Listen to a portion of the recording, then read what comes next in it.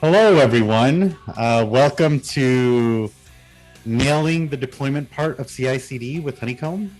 We're going to give people just a few minutes to join us, so we're not starting just yet. Hang tight, and we're going to start this webinar promptly at 9:02.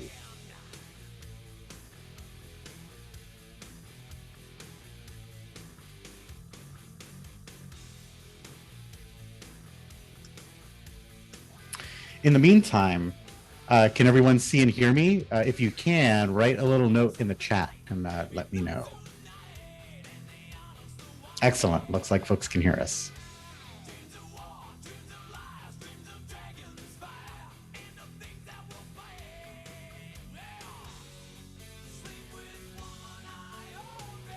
Today's walk-on music is selected by Pierre. Excellent choice. It's a great way to spend these couple minutes.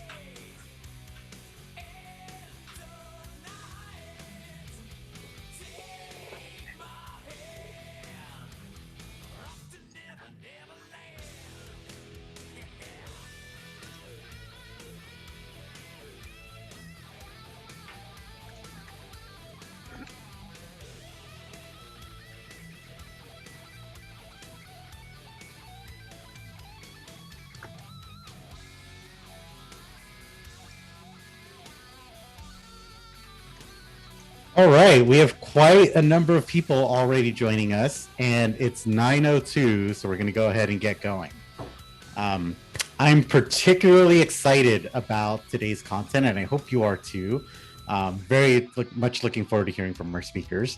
But before we start today's webinar, we're going to cover a few housekeeping items to keep in mind throughout today's presentation. So first, this webinar is being recorded. And after we complete today's content and the recording is processed, if you registered to attend, you'll receive a link to watch the recording. So if there's anything that you missed or anything you'd like to refer back to, simply click that link from your email to watch this webinar on demand. Next, we'll be taking questions at the end of today's presented content, but you can ask your questions at any time by clicking the Q&A box that's located at the bottom of your screen. So we encourage you to ask questions as they come to you, and we should have plenty of time for Q&A at the end. And then last but not least, today we are joined by Kimberly from Breaking Barriers, who will be providing live captions throughout this webinar. To follow along with the live captions, just click the CC or live transcript button, and then click View Transcript. Again, that's at the bottom of your screen. So that's it for today's housekeeping. Let's go ahead and get today's webinar started, nailing the deployment part of CI/CD with Honeycomb, with Charity Majors and Pierre Tessier. So Charity, with that, would you like to kick us off with introductions? Sure. George, you're so formal and official sounding. It makes me feel very, it's too early for that.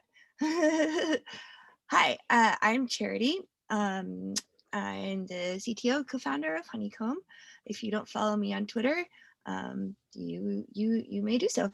And I'm joined by Pierre. Thanks, Charity. I'm Pierre Tessier. I am a solutions architect with Honeycomb. Been around here as well. I certainly don't have nearly the following that Charity has on Twitter, and my shit posting probably isn't as good. They're mostly bots. They're mostly bots, Russian bots. Sure, something like that. I think today, Charity, it's great because today is like the culmination of a Slack message you sent me. It was some time ago where you asked me flat out, Pierre, what do you think of CI/CD? And it was an interesting conversation, and it started off a whole thing. And I think it's kind of funny because, the first question that really came out is, well, isn't everybody already doing CI/CD? Isn't that like a thing that we already all do? And it should just be ingrained in everybody's thing. We're working on observability, Charity. We sure as hell talk about it a lot, don't we?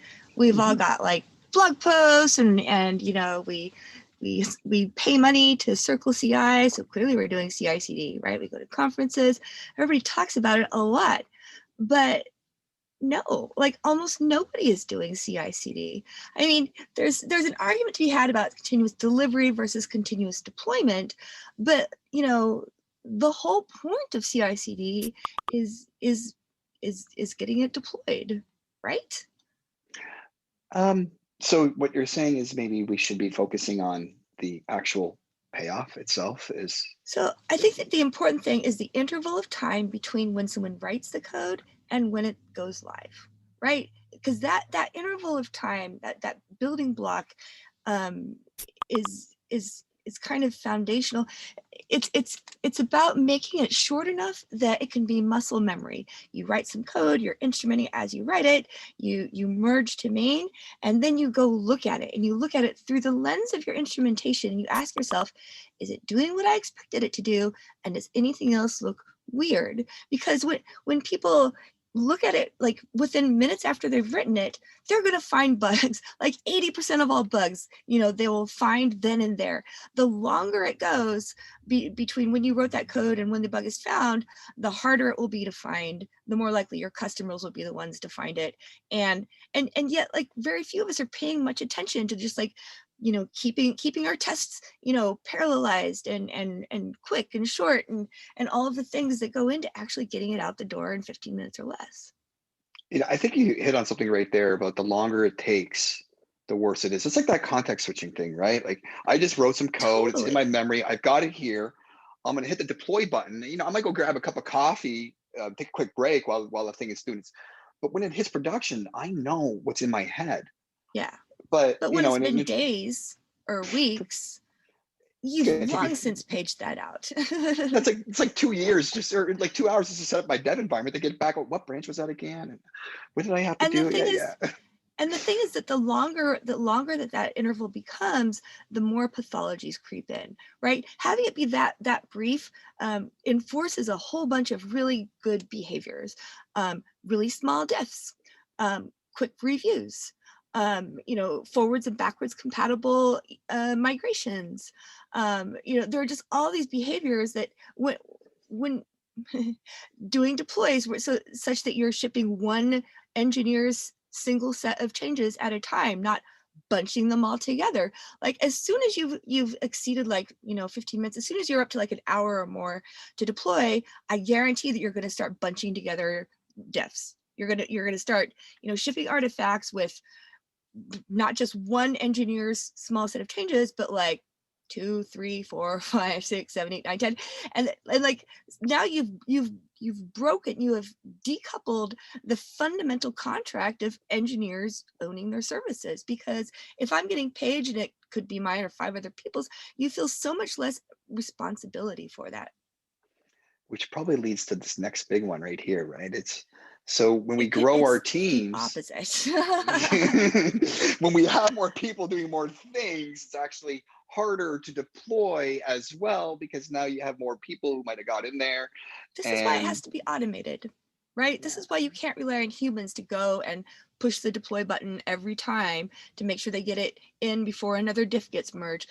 The whole pipeline has to be automated so that whenever you merge your code to main, it kicks off a full CI run, generates an artifact, and then deploys that artifact. And that, you cannot have any human gates in there, or again, you've broken the contract. You've made it unpredictable, which means you can't rely on engineers. You can't count on them to look at it through the lens of their instrumentation and own their own software in production. Yeah, that's a big one, right? It's the automation part, and it's huge. And like, there's this death spiral that teams get into, right? Where, because it takes so long to deploy their code, they're batching together a bunch of diffs. The amount of time is variable and long. So nobody is looking at their code in production after they've written it. Literally nobody is looking at it. So all kinds of bugs are getting, shipped and just lurking out there. You don't know when your code is going out. You don't know who's responsible for the changes. You have no accountability or autonomy. Your engineers are going to spend a way higher percentage of their time waiting on each other, because the diffs get bigger, because you got to get more out at once. The diffs get bigger, so the reviews take longer. So, and so everything just starts compounding upon each other. And soon you're going to need, these deploys, like when you're shipping a whole bunch of people's changes at once, they get worse. Newsflash, they get flakier. They go down more often. Pretty soon you're going to need like an SRE team just to deal with the fact that, if you have a failed deploy at 2 p.m., the rest of your day might be shot, right? Well, whoever's the VP isn't going to want their software engineers to be like biting that bullet. So they're going to hire, SRE teams and ops, QA, build engineers. Now you need more managers, more TPMs. You need more software engineers to write the codes. It's more, everyone is spending more time waiting on each other than writing the code and looking at it. And before long, like you're a big expensive company, and this cost is real. Like my back of the envelope calculations, which I have, are completely made up, but also not, like they match my experience and that of pretty much everyone I've checked with, is that if you're shipping your code automatically in 15 minutes or less, let's call that N, that's how many engineers you need to write and run it. If it's shipped in hours, you need twice as many engineers. If it's shipped in days, you need to double it again. If it's shipped in weeks, you need to double it again. So like what you could be running and writing with 10 engineers with a 15-minute deploy loop takes what? Lots of engineers. 40. You just said 80, doubling a few lot. times. Yeah, we're up to 2 hours on that one. Which is interesting, right? And it makes a good case for, you can even say it makes a good case for smaller, nimble microservices managed by smaller, nimble teams focused on just their service, just their part, able to push the deploy button, see it hit production 15 minutes later. I'm still in that context mode. My IDE is still set up with what I was just working on. Yes. I can go look at it in production and I don't have to worry and about you don't have team to break B. flow. Right? Yeah. Like the thing is that like when it comes to software, speed is safety. Like we this is counterintuitive to us as humans, because when we get nervous or anxious, we freeze up, right? But that is exactly the wrong response. You need to think of it more like riding a bicycle or maybe ice skating, where the slower you get, the more complicated your balance gets and the harder it is to stay upright. Like the quicker and the more, the faster it is. This is what I'm talking about here. This is not difficult. This is the easy way to write software, is when you have this tight feedback loop. The hard way is what people are doing right now. It gets slower, it gets harder, it gets more complicated. You need more resources, so they have side effects and they create their own complexities and surface area. The easy way is to strip that away and be disciplined about keeping it to 15 minutes or less. I like that. 15 minutes or bust. And this is the point, right? This is, I think, the point that we're all trying to say is CI is fine. CD today is broken. CI is wonderful. Yes. Because we're not achieving CD in 15 minutes. Exactly. We're not doing CD at all. And that's really what it comes down to, right? And it's not, and let's be clear, we're talking about deployment here, not delivery. It's not about delivering the binary. It's actually seeing it live in production. It needs to be deployed. There it is. And this doesn't necessarily mean just having users automatically running the code, right? Like it's about decoupling release and deployment.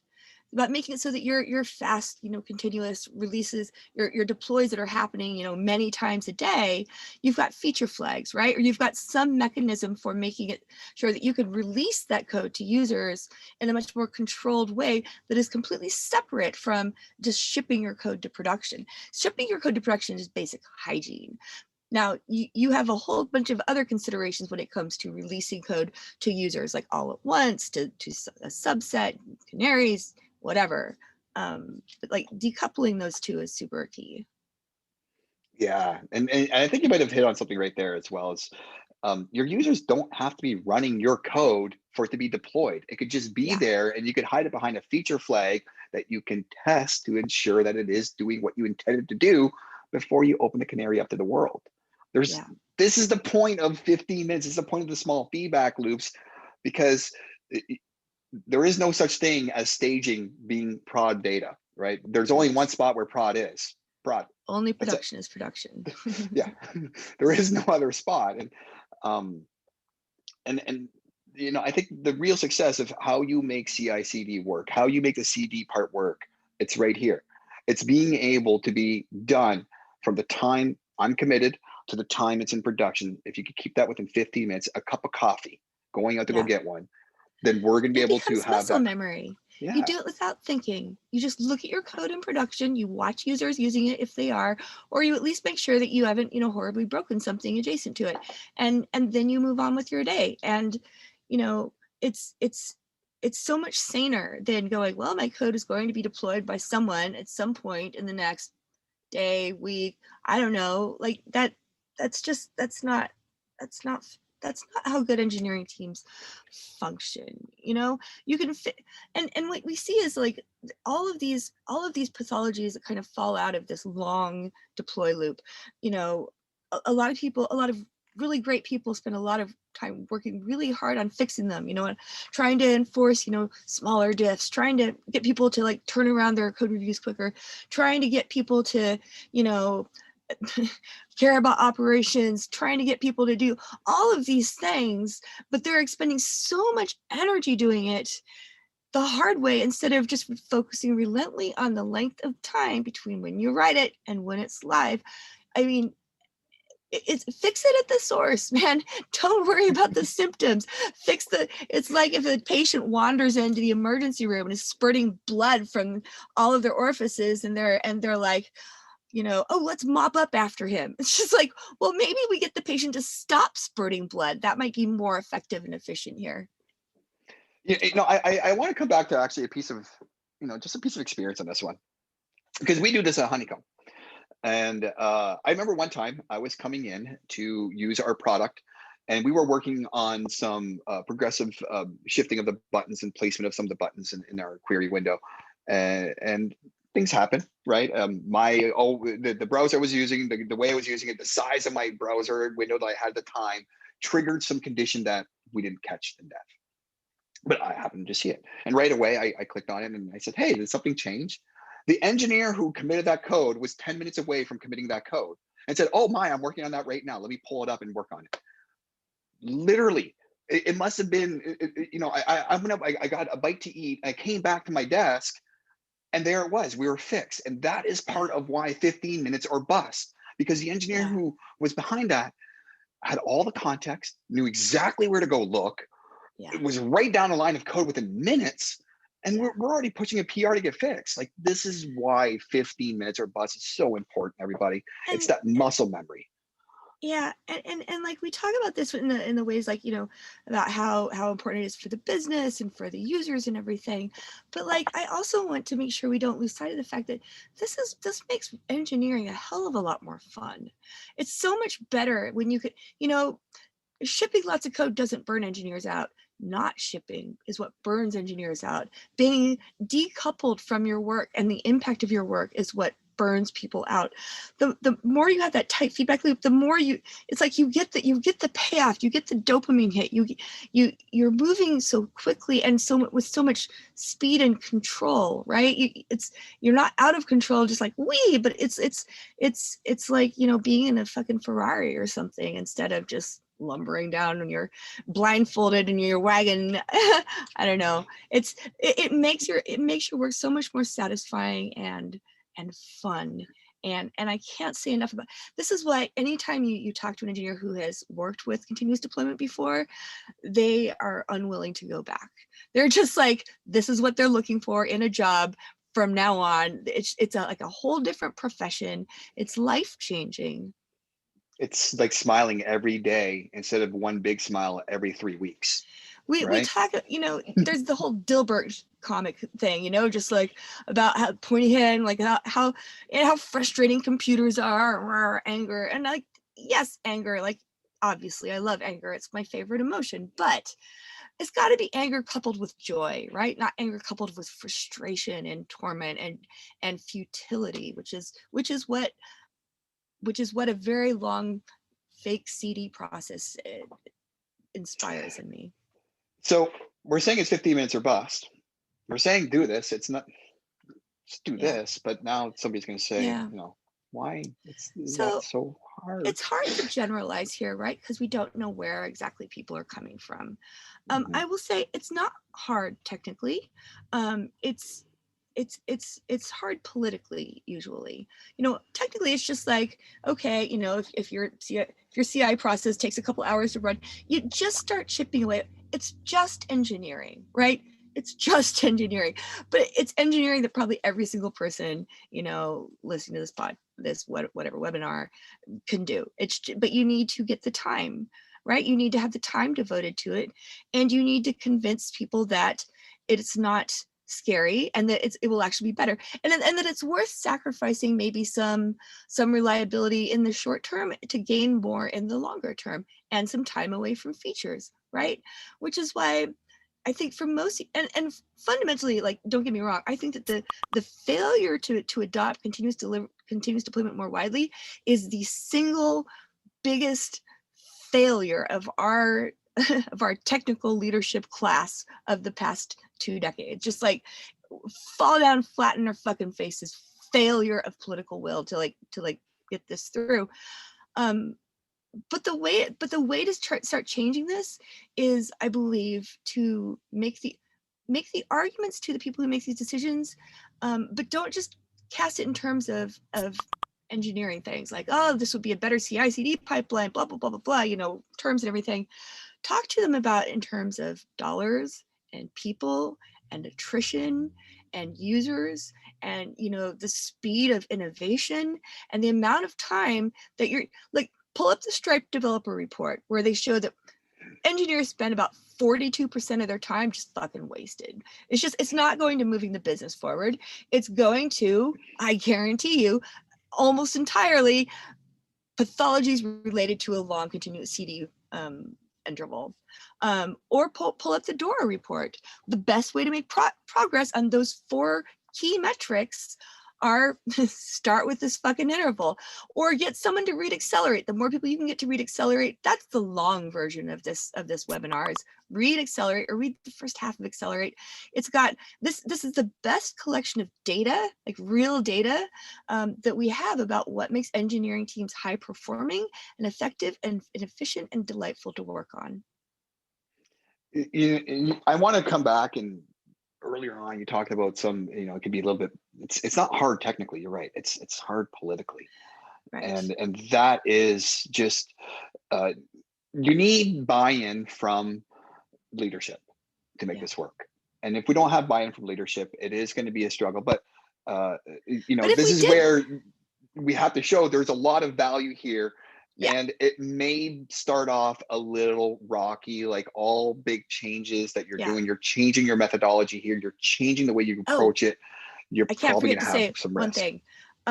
Yes, if you're introducing CD to a very mature organization repo that has not had CD for years and years, it's going to be somewhat challenging. But it's really fucking easy. Start off that way and just never fall into the pit. So at least make a commitment to any new project you spin up, any new service you spin up, make your build pipeline on day 1, have it deploy the artifact, and that will just become as natural and easy as breathing. It's like air, and pretty soon people will be questioning, why can't everything be this easy? And that will put a lot of pressure on people to change the other stuff. It's so easy. This is the easy way to write and ship software. I can't say that enough. Well, but so Pierre, we are here. We are a technical product, and if you do have the buy-in, where would you start? I don't know, probably the build pipeline. Probably with instrumentation and some maybe observability.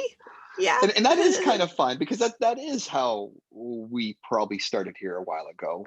In this is we've always done the deploy to production, right? It started as a bash script when we first at Honeycomb started. But yeah, it was a bash script. I literally just wrote a bash script to copy the artifact from Circle CI out to production. It's now a slightly more sophisticated bash script. A little bit more. Some cron.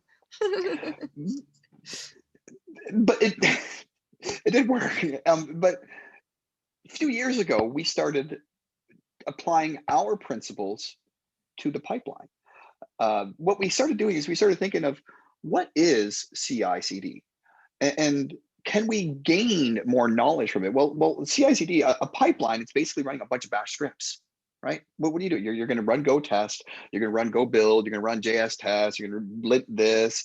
You're going to maybe run some other linter of some kind. And then you're going to compile across time. And what else do we do that we visualize by time? Well, it sounds like a user transaction who wants to come in and go make a request, and it bounces from a couple different services Kind of and gets does. returned back. So, well, while we're here, let's go ahead and talk about how we actually achieve that. So we did that at Honeycomb. We said, why don't we treat our builds like a distributed trace? Traces. Yeah. And this is one of the very first ones we did, from many, many years ago, 2018. This is one of the first traces that we actually went off and we traced it, or one of the first builds that we went off and we traced it. And it was simple back then. You see this thing here called build events. It's what we actually created that helped us do that. Did some poodle. You're going to see the words poodle, doodle, retriever, shepherd. These are dog breeds. Of We're a course. dog company. We love dogs. Puppies are great, right? Who doesn't love a puppy? So our services at Honeycomb, they're named after breeds. Fittingly enough, poodle is a show dog, so poodle's the front end. If you're wondering what that means there, and retriever likes to go get all your stuff. Retriever is a query engine for Honeycomb. But we could see all these steps go through, all the way down to the go install, and it was almost like a piece of magic that happened. We learned a lot.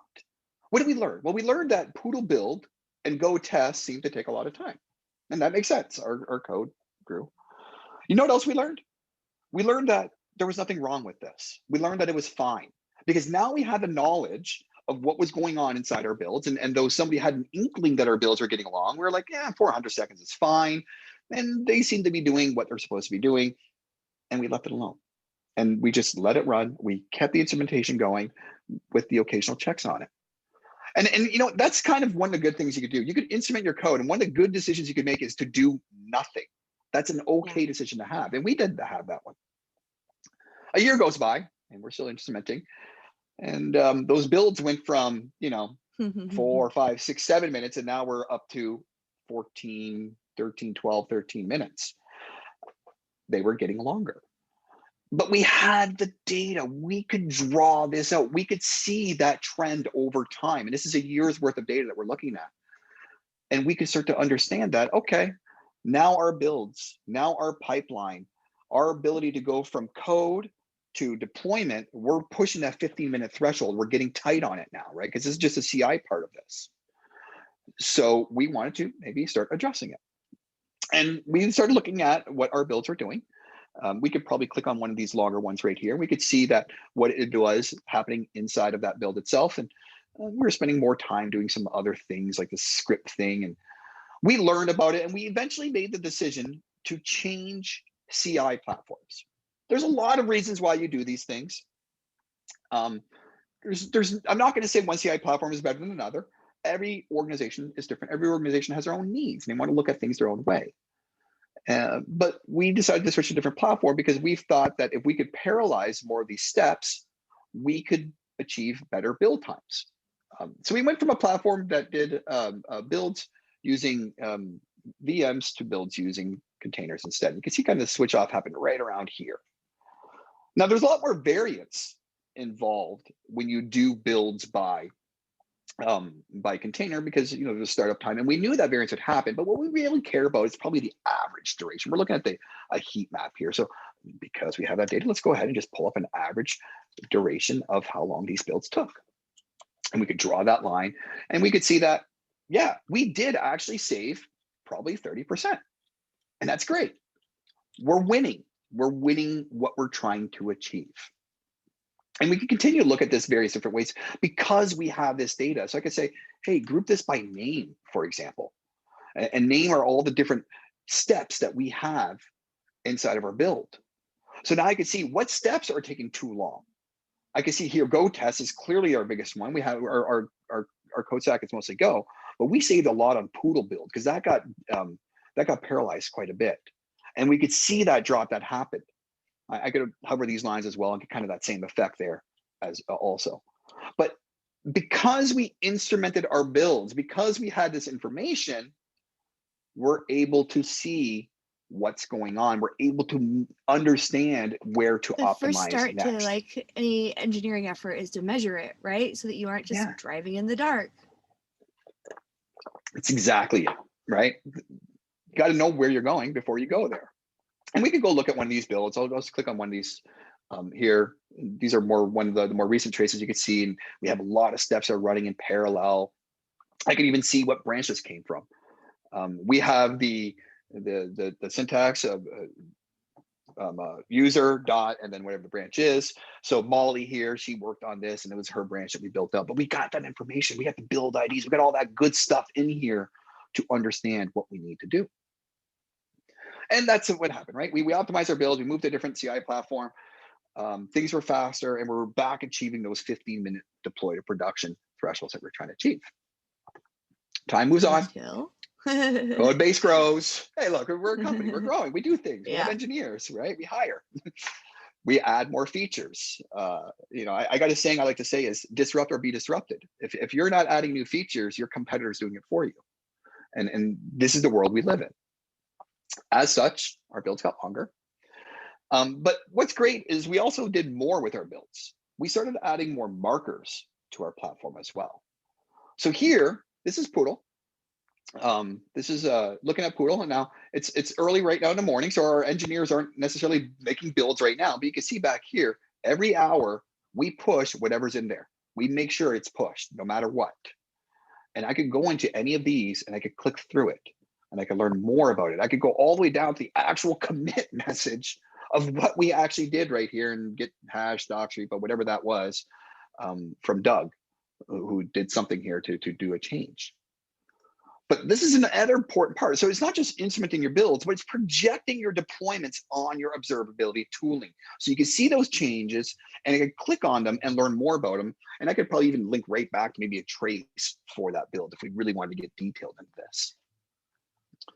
So like I said, time moved on. We were learning more things. We were going further and we were noticing things are getting a little slower. So we've got this wonderful engineer on our team. His name is Dean.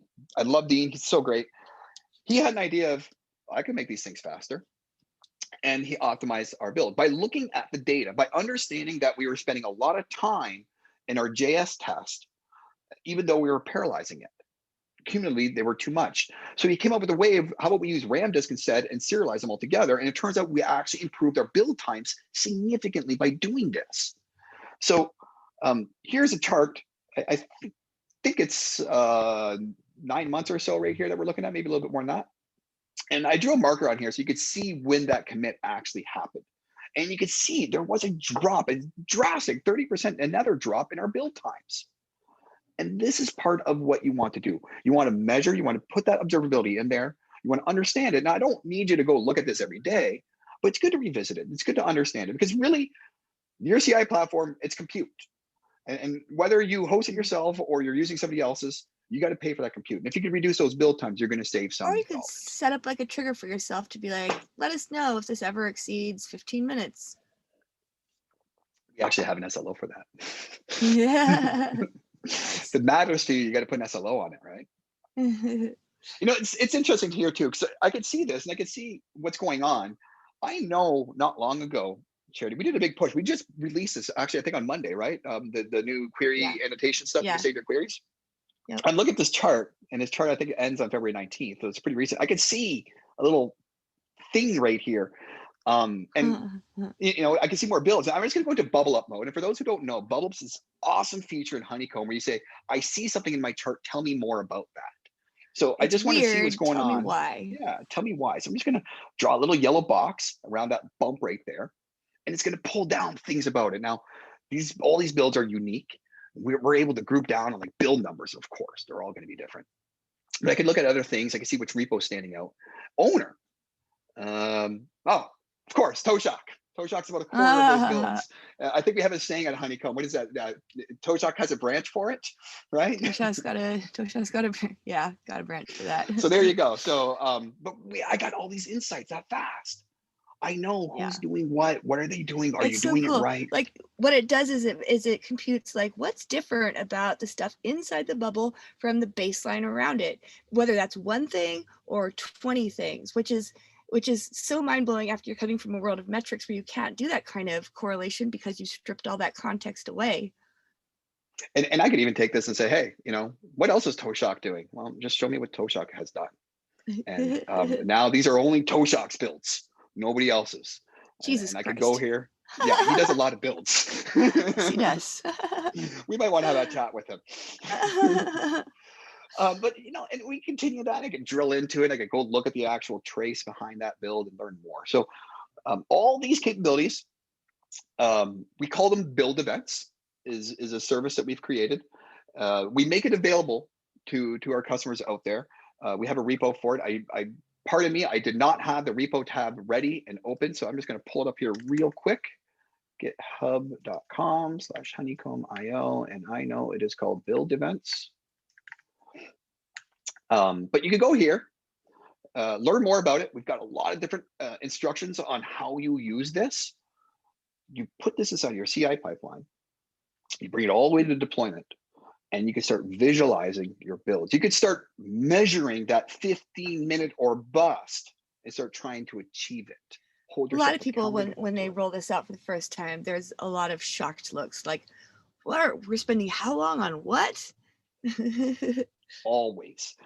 And I'll also say this is one of those things where the value versus the cost of it, the cost to send this to Honeycomb, it's you can do this as a free account on deploying hundreds of times a day. Tier. Absolutely. Yeah. But the value you gain is massive. So we definitely recommend it to a lot of people. It's a really fun way. It's a really fun way to kind of get your toe wet with Honeycomb, start using it in a way that's completely detached from production. There's literally no way you can break anything in prod while you're kind of just like poking around, and you don't have to pay anything. Free tier, and it's a permanent free tier, so it's not like you're only going to have it for 30 days or whatever.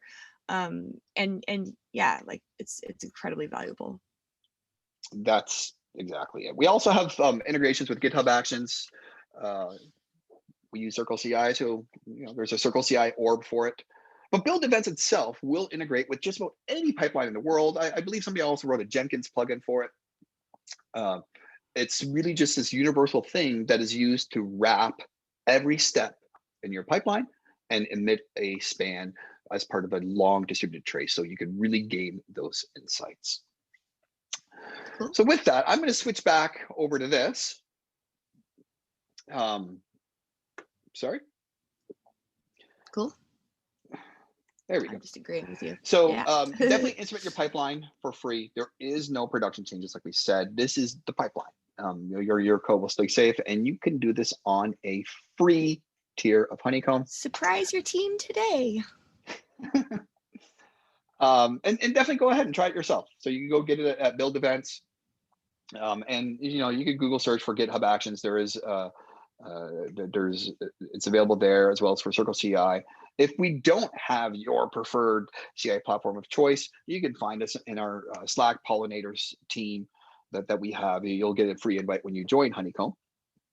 And go ahead and ask us. We're happy to talk about it. There's a channel out there for you just about it. Yeah. And with that, I think we've got about 20, 15-ish minutes or left. I think it's probably a good idea to maybe open this up a little bit for some questions. And yay. Those are all the URLs. You could also go get the GitHub Actions or Circle CI orb. I'll hand it off to you, George, to let us know what questions we might have. Thank you both. That is a lot of really great content. So I'm back with my very official sounding tone, but it's about 40 minutes later, so hopefully it's not too early for that. Yeah, I'm awake now. Yeah, but thank you. I love the walkthrough. And just to reiterate, this is one of those things that you can do with a free Honeycomb account. Like the usage that you would get out of this is well within what the free tier supports. And it's a really easy way to get started with observability. We've got a ton of questions. There's been a lot of interaction, a lot of great stuff in the chat. So we'll start making our way through those. Again, if you haven't submitted a question and you have it, please use the Q&A button at the bottom of your screen, and we'll do our best to get to all of those. So with that, let's start with our first. You talked about using feature flags to decouple deploy and release. Are feature flags absolutely necessary, or is having observability enough to understand what's happening when you release features? Depends. What's your product? Who are your users? Like if you're a bank, I would say you probably should have feature flags. We didn't start out with feature flags. We added them in later. So it all depends on your appetite for risk and your engineer's operational maturity level, I guess. you know, I guess that like the thing that having feature flags lets you do though is not have to be so strategic about when am I allowed to merge my diff, right? And making it so that people don't have to think about, okay, you know, it's a good time to merge this diff or not, means that, you know, you're not going to give there's not going to be enough time for those diffs to just grow and grow and become monstrous. So no, they're not absolutely necessary. For God's sake, we've only really had feature flags in the last couple of years. But I think that you'll pretty quickly find yourself craving them a bit. Nice. Okay. There's a follow-up question that's sort of along the same lines, which is if the concept of release is going to change from the way that we think about it currently. So basically, is a single feature, if tested, you know, automatically, otherwise like ready to go? Does it just go right into the destination? Like, does it just go straight to prod? Is that what we're talking about? As opposed to what? As opposed to, I guess, the way that we think about it today. I don't know. The question isn't very clear. I mean, are they talking about, are we going to have staging environments to promote them from, or? Yes, and there are actually quite a number of questions about that. So basically, and let me pick one of the ones that's related. Is there any place in your vision to, about lower environments? Like, what does this mean for dev, QA, staging, etc.? Well, so like, despite my reputation on the internet, I am not anti-staging. My point has simply been that I think we need to invert the priority. I feel like too many engineering teams have spent, you know, just like so much of their cycles on, you know, trying to replicate production data and staging, you know, generating a different dev environment for every engineer, like maintaining all these elaborate pre-production setups, such that when it comes time to actually investing in like your production tool set, it's like, oh, we're out of time. We don't have, you know, we're just gonna like let it be there, you know, bare. I'm just saying, you know, production first. And I do think that we're seeing a big gravitational shift right now in the last 4 or 5 years, shifting a lot of attention away from the pre-production hardening and towards just, you know, giving you more tools and more fine-grained, you know, abilities in production. That doesn't mean there's no role for staging. In fact, Honeycomb has, you know, a couple of staging environments, and the way our auto deploy works is, it first, you know, when you merge, it auto deploys to staging, and then after a while, if you know things are fine, there's automated checks as well as, you know, people using it throughout the day, then it promotes it and it deploys to our dog food environment, which is the Honeycomb for Honeycomb, right? And after a while, it then deploys to production. So, you know, there's a promotion path there that it goes on that you know helps us gain a lot of confidence. You know, your mileage may vary. Only you know what you need. But you know, I guess the point is that your job is not done when you've deployed to staging. Too many people are like, oh, okay, I've deployed to staging, now I have CD, and no, that's not actually true. Nice. There are a couple of other environmental related questions, but I think they're slightly different. So I'm going to pivot a little bit with our next question. I love this one. Once your team is already in a slow release cycle, what suggestions do you have for starting to reduce that time down from weeks to, you know, something much faster per deploy? Weeks. Oof. Well, first of all, if first of all, like if you're spinning up any new projects, any new services, any new repo, new whatever, make sure that you get in on the ground floor and start, you know, start your CD from day one, because that, you know, the difference, how delightful it is interacting with that service versus the pain of the other will in itself create a lot of pressure for change, because it will no longer be hidden from everyone how miserable their lives are. If it's weeks long, this sounds to me like there are a lot of human gates involved, probably humans who have to sign off on things, humans who are, you know, doing manual test for things. And I don't know what your title is or your job position. Any one engineer, lone engineer, is going to have a hard time bucking the system and improving it. I think I would start with trying to spread spread the good word, like give them the sacred text of accelerate, right? Like leave copies on everyone's desk. Just get people thinking about how much better it could be. Because again, this is a political problem much more. The engineering that this takes is trivial, but it's convincing people to let go of their fiefdoms. It's convincing people to, to participate in a brave new world. That is the difficult part. It's difficult to be more specific without knowing more things about your environment. I'd be happy to chat about that, if you wanted to hit me up on Twitter DMs or something. Sweet. Those are all really good places to start. There have been a couple of variations of this next question. And so I think it's worth clarifying a bit here. And so this particular question is worded as, so 15 minutes to production. What does that mean for peer reviews where automation is not possible, right? Like where do peer reviews fit into that right. picture? Oh yeah, no, absolutely. You write your code, you get it reviewed, and then you merge. So we're talking about like once it merges, right? Then it needs to go. Yes. Everything between when you merge and when it's live is what is automated, but absolutely get it reviewed beforehand. Awesome. I love this variation of the question, which is really around what you're exposing and sort of some of the risk of deployment. So the question is, do you still handle the timing of releases during peak usage, like on a Tuesday, right? If something breaks, you might have thousands of customers that are affected versus doing it like on a Saturday morning, where if it breaks, you might expose a problem in production to fewer users. So I guess basically the question is, does traffic change how you approach releases?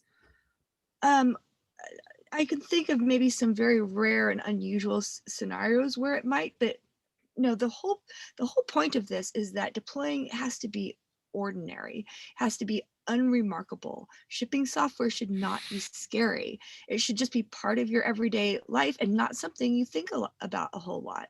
It should just go live. There's all of this cruft that we've built and social expectations and don't deploy on Fridays, and then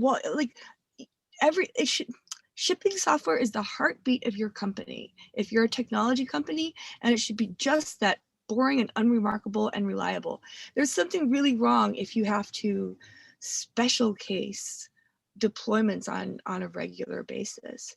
For example, and to be clear, there are ranges of danger, right? In general, the nearer you get to laying bits down on disk, the more risk averse you should be. Right. So like if you're doing a database major version upgrade, there's a real argument there for doing, maybe capture 24 hours of traffic and replay it onto an identical cluster while tweaking some variables in the config file or whatever. Right. That's a kind of paranoia that you can adopt. For some storage engine changes at Honeycomb, what we've done is, so when we added compaction or compression, what we did was we first shipped a change that did nothing but instrument a lot, right? So that it gave us the ability to just, analyze through our instrumentation and see what changes would happen and what the impact would be on users, like how much some users would reclaim, would any users their footprint actually grow, right? So we shipped all of this instrumentation, we let it bake for a couple of days, and then we started shipping, changes that were reversible, right? And partial. You start thinking about shipping your code differently in smaller chunks, right? That are controllable, reversible, and much less scary. These should not be big bang releases. They should be just, normal. Let's get a little bit closer today than we were yesterday. Nice. This I think is a really good follow-up to them. George. Oh, am I? Can you hear me? Yeah. I can't hear you. All right. Fine. I could hear you just fine. Ooh, I can't hear Pierre either. Oh, well then that's Charity's volume. Hello, can you hear us, Charity? Oh, I see what happened. All right. Yay. Okay. I was saying one of the a good follow-up to that, I think, then is there were some variations of this question as well, which is basically like, hey, let's get into that 15-minute time frame, right? Like, what are we really talking about here? And so specifically, one of these questions is around sort of the time frame of what it means when you're deploying at scale. Like, let's say as part of this, you have to, replace hundreds of pods in your infrastructure, right? Like, how does that really impact sort of that 15-minute window that we're talking about? Are we taking everything into consideration? I'm talking about that 15 minutes. It really I only count like till the first node goes out, right? Till your canary goes, or till your pod begins rolling. Like the length of time that it takes to roll all of your infra or deploy it fully, it doesn't matter. You can be as careful and as cautious as you want there. In fact, it's a really good practice if you have the ability to, ship to one canary and then, have the engineer look at that canary and slowly promote it to larger and larger percentages of your system. That's a great best practice, and it doesn't count within the 15 minutes whatsoever, because it's all about the human, right? It's about the person sitting here writing code being able to, expect that their code is going to be there live within minutes so they can use their muscle memory to go look at it, right? That's true whether it's one node or 100%. All right, let me ask a couple of quick ones, I think. So one, earlier you mentioned Accelerate, and you mentioned the Stripe report. Was there another report that was mentioned in that? Someone didn't seem to catch what all the references were. Just the Dora reports. Okay, yeah, and so Dora being DevOps, research, and assessment, right? The folks behind the Accelerate book. So I think that is the totality of what we're talking about. Great. There is another one in terms of support. And so I'll lump these together. Build events that you showed, does that work with GitLab, CI, CD? And hey, if my build pipeline is built in Windows using a .NET environment, are there libraries to support platforms like that? I could take that. So build events is a small Go library that, or small Go program, I should say, that is meant to be run by Bash or through script. So for those for GitLab, you can. I don't know specifically how it operates, but I'm confident it's running script commands effectively. So instead of running your standard command like go test, you're going to run build events and pass in go test as an argument for build events, and that'll take care of doing all the wrapping for you. So it can work with any of the pipelines out there. For the Windows.NET one, equally, it's going to run from the, I'm assuming this is a PowerShell script of some kind that's running, so it'll just run as part of that script. Nice. I really like this one, actually. The question is, or the comment is, I liked your point about first instrumenting your code before shipping a reversible change. How does Honeycomb reverse changes, right? Like what do we do when things go wrong? Feature flags, perhaps? We use feature flags a lot. And there are the occasional changes that, that we need to, ship new code to fix. In general, like most changes, like we use SLOs extensively, right? So it's usually more about burning down a budget than everything's down, right? SLOs are super helpful here. We generally fail forward rather than rolling back, because it's fast and easy. Like it's, our engineers can usually, figure out, just like Pierre was just saying, you just wrote the code, it's fresh in your mind, you write a fix and you merge it and you roll it out. On a rare occasion, I think that we have done deploy rollbacks. Those are usually when something is catastrophically wrong and we really aren't sure what. Then sometimes we will attempt to roll back, but usually we're pretty good about just rolling forward. And usually it's caught by feature flags, but not so much when it's infra problems, I guess. Nice. I think we have time for one last question, which is, how long does it typically take to set things up like this in Honeycomb and start feeding data in? It depends on your language. So there's two things here. We're talking about instrumenting your build pipeline. That'll depends on how fast you can get in there Under and do an it. hour, I would think. Yeah, I was gonna say about an hour. If you're going to instrument code and you wanted to send data from your application into Honeycomb, it can be a few minutes. In fact, if you have access to the source code, it can be a few minutes. Some platforms like Java, we have an agent to make it even easier. But yeah, this is kind of an off-label use of Honeycomb, which is why it takes a little bit longer. I actually see one other question here, George. How do you address the moral argument that as an engineer, you should be manually deploying your code and testing it manually because that's what good, careful engineers do? How do you convince people that we have to automate these things? Like the humans are failure ridden. Like I think that this is like one of those. It's just like the instinct that we have to like seize up and get slow when things are when we don't understand things. It's just not how software works.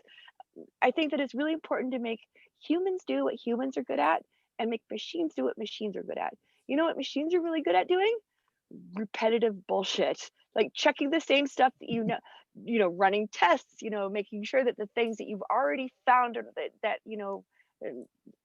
that are wrong are not, that there's no regressions.